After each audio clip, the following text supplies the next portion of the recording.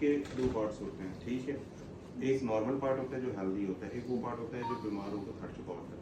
Part normal है, उसका हमने कुछ भी नहीं करना, उसको बचाना है।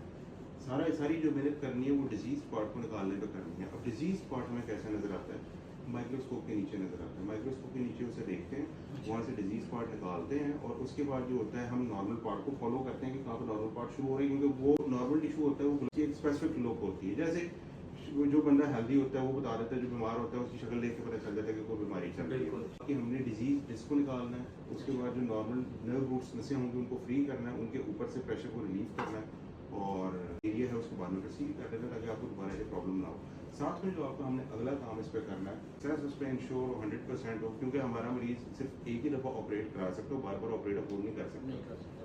तो उसको हमने state of the art equipment के साथ और प्रॉपर प्लानिंग के साथ चलना होता है। अभी मैंने इस पर MRI देखी है, 2 लेवल की डिस्क है, L5S1 पे ज़्यादा बड़ी है, लेकिन मैंने आपकी L4 L5 को भी साथ ही ऑपरेट कर देना ताकि आपको आगे प्रॉब्लम ना हो किसी चीज़ से। प्राइवेट में आता है ना तो मरीज़ की सिर्फ एक एक्सपेक्टेशन होती है, ये होती है कि मैं पैसा लगा रहा हूँ तो मुझे रिजल्ट्स भी आए, उनको चाहिए रिजल्ट्स, दैट्स इट।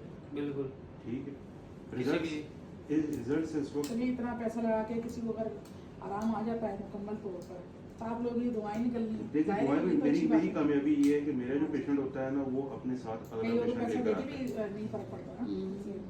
मैंने इसीलिए अपनी सारी प्रैक्टिस स्पाइन पे फोकस कर दी है। मैं न्यूरोसर्जन हूँ, लेकिन मैं ब्रेन की सर्जरी नहीं कर रहा, मैं करता ही स्पाइन। ब्रेन सर्जरी जो दूसरे करें, मैंने कह दिया मैं नहीं कर सकता, मैं या ब्रेन करूँगा या स्पाइन करूँगा, तो मैंने कहा कि अब स्पाइन करते हैं क्योंकि लोग इस पर खराब हो गए। अब यकीन करें कि डॉक्टर साहब बैठे हुए होते हैं ना, उन्होंने बस देख के ना स्लिप उन्होंने लिखनी शुरू करनी है। हालांकि मेरे अंदर 100 सवाल होते हैं पूछने के लिए, कोई खाने पीने का परहेज है या कोई इस तरह का, लेकिन वो 1 से 2 बात जवाब देते ही नहीं बात का, जैसे बहुत यानी कम फिर मैं कहती हूँ कि इंसान अब हम सादा तबीयत सादा लोग हैं ना, डॉक्टरों को तो पता होता है किस चीज़ ज़्यादा क्या खाना है, तो वो इतने उससे समझाते नहीं है। हम मैं आपसे मिलकर बहुत खुश हूँ। हम हैं पाकिस्तान के लोग और हमने अपने पाकिस्तानियों को ट्रीट करना है, ठीक है। हमें पाकिस्तानियों की पहले मसाइल को समझना चाहिए, मसला समझेंगे तो हम ट्रीट करेंगे ना।